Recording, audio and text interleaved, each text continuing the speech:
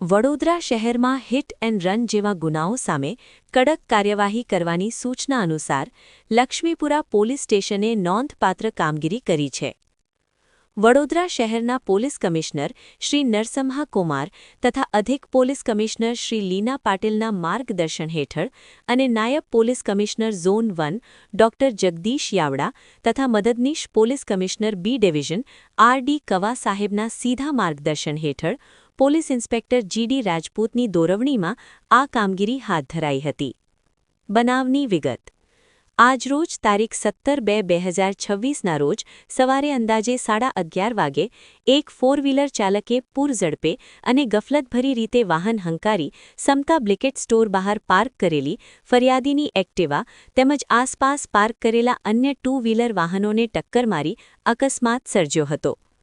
આ બનાવમાં ફરિયાદીની એક્ટિવા સહિત અન્ય વાહનોને નોંધપાત્ર નુકસાન પહોંચ્યું હતું.